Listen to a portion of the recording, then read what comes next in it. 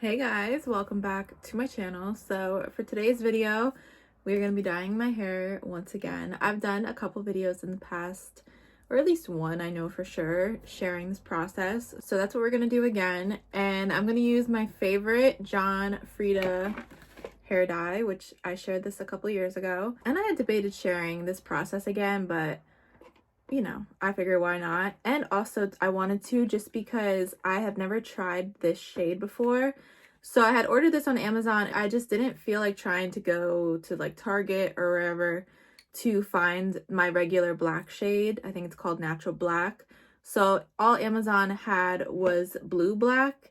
And to be honest, it looked a lot more vibrant and shiny than Natural Black. So I was like, let's try it out. But before we get started, we have some work we have to do, okay? We gotta take the earrings out. I have on this Hello Weekend black t-shirt. It's pretty worn out, so the shirt is fine. One of my hair dye towels, as you can see, I have marks on from previous times. A wet washcloth, I kind of wet it a little bit. I would recommend getting a dark one, obviously, so that it doesn't ruin it. Vaseline. So I shared all this last time, like I said, but in case you didn't watch that video, or if you're new here, then welcome. This is probably my number one tip, is to outline your face in Vaseline or some type of jelly or like smooth substance that can easily be wiped off, because I've talked about plenty of times that a couple years ago, I didn't get it from John Frieda hair dye. I want to say maybe it was the Garnier one, I'm not sure, but I got a really bad hair dye burn on my forehead over here because my mom had been dyeing my hair and I didn't realize that it was on my forehead for as long as it was, and I ended up getting a really bad chemical burn. Probably should have like went to the doctor for that, but I just like that so that you can easily wipe the dye off. It just glides right off. Open the box up. Typically I like to get 2 boxes of this just because I have pretty thick hair and my hair is usually very long. I did trim it a couple weeks ago, so it's not as long as normal. I only got 1 box. I think we'll be okay. You get your little instruction manual here. You get the pump. This is the developer, the color, conditioner that you can put to the side because you're not going to use this until the end. Gloves. To get started now, you're going to take off the cap of your developer here. Then you're going to take number 2 and dump this into number 1. You can throw out that cap and the bottle of number 2. Put it back on the regular cap on number 1. Then just tilt it back and forth 5 times. Do not shake it. That's always like the most important part. You can take this cap back off. You can throw this out. Take your pump cap, put this on, and you're gonna hear it click. These are all in the instructions. They show you, they give you the whole pamphlet. They give you recommendations of what to do on depending on how you want to do your hair. If you want to touch up your grays or if you want to do all over color, it tells you how much of the bottle you might have to use depending on your hair length. I'm gonna do all over color, and I probably will leave it on for about 30 minutes once I am completely done. Put our gloves on. I like to use this towel, in case you're wondering why, to put it around my neck. You know what's funny is that in the instructions, it basically like recommends the things that I say to do. And it's, I don't know, I've just been doing it for years, that I like to just share my tips in case people don't know. But it says to put a towel around your neck. It recommends putting some type of cream like petroleum jelly around your face. I know people have their certain way of parting their hair and doing it in sections. I kind of just go however. What's recommended is you put some in your hand. You're not really supposed to apply directly, but girl, at some point we do that. So I'm just going to put a little bit at a time in my palm of my hand. And I like to just kind of go right down the middle to start off, just because I feel like that's the most important part. If I have a middle part or middle-ish part, I want to make sure that the hair here is perfectly colored. I will separate it and kind of split it like that.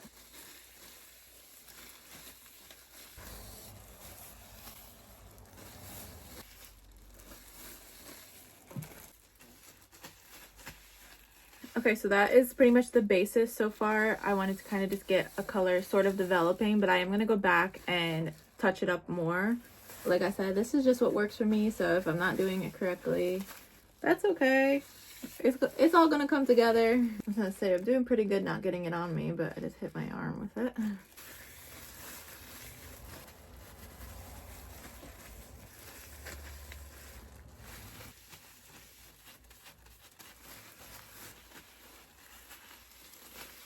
I always like to make sure I'll just show you the back here, just because sometimes when I do part my hair, it kind of goes parted down this way.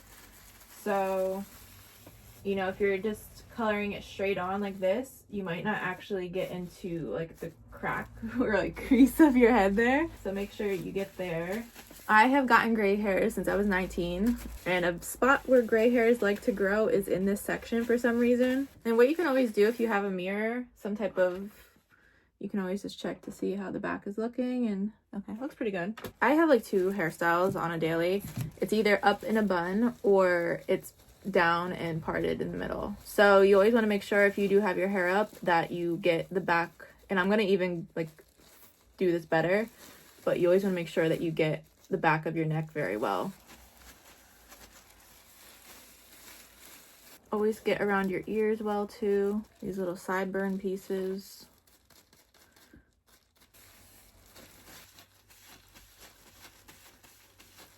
Moving on to the last couple steps, I like to start putting it back in a slick type of hairstyle and see if you miss any type of spots. And also, like I said, I do tend to have my hair pulled back.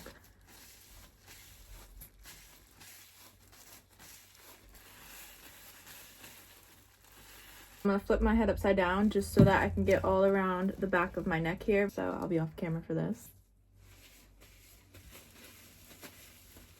Get on the back of your neck and then kind of work your way up your head too. And then I have about this much left, and I'm just gonna kind of continue going all over, do more on my ends. Some look a little dry, so I want to just make sure that I touch them up. So I think it's looking pretty good. And once you start getting kind of close to being done, this is the reason I like to put it back in the slick back, so then that way you can eventually get it up into a ponytail and then into a bun. Kind of wrap it around in a bun like this. I do want to just check the back and see the back of my neck. Okay. Typically, if it looks a little messy like that, it's a good sign that you at least got everywhere. I am going to touch up kind of right here because I don't feel that I did a lot there. So I think we are about done. I still have a little bit left, and I hate to leave any. I feel like my hair is pretty wet. I'm sure after the fact, maybe there will be one spot that I could have done a little bit more. I'll let this sit for a little while, then we're gonna rinse it out. While your hair is developing here, clean up all of the dye that you're able to get. I'm probably gonna wait a little bit for around the back of my neck just because I don't want to take that off, but like right here where you don't have any hair. And then you can also rinse off your gloves. Don't throw the gloves out, whatever you do, or if you want to get a new pair of gloves if you have them. I recommend to leave the gloves on when you have to rinse out your hair, so then that way you're not getting the dye all underneath your nails. Put the gloves to the side, put them in the sink. Once you're ready to rinse your hair, grab your conditioner. You're gonna rinse your hair entirely. Once you get all the color, pretty much the water will start running clear once the color is done coming out. And then you're going to put in the conditioner and let it sit for a couple minutes and then rinse that out as well. Also, make sure you either have the towel that you used around your neck or grab some other dark or kind of junky towel that it don't matter if you get hair dye on it. So we are back. I ended up just wiping off my mascara just because from rinsing out my hair, my mascara got wet and then it was like all over the place. I have to actually wipe off my face here because I do have some hair dye. I'm just letting it air dry. I personally don't ever blow dry my hair. I don't even own a blow dryer. So this is what it's looking like. To be honest, I don't really notice, at least while it's wet right now, too much of a difference from the regular black compared to the blue black. I don't know how the back looks. The back of my head is none of my business, okay? I think maybe like right here, I can kind of see like the tint possibly. I guess we will see when it's fully dry. I will insert another clip once it's dry. Okay guys, so it is the next day. I have a different shirt on. I showered, washed my hair and everything. So it is very dark, which I absolutely love. I miss my hair being this dark. Maybe like in the sun or like outside in natural lighting, you can notice the difference of the shade being the blue black. But the only reason I'm making a note of that is because I avoided using the blue black shade for years just because I didn't want to have that. I don't really notice too big of a difference between this and regular black. So in case you are someone like me that, you know, was avoiding it, was like, okay, if they don't have natural black, then I guess I will just wait to dye my hair another time when I can get that shade. So that is it. I'll see you guys later. Bye.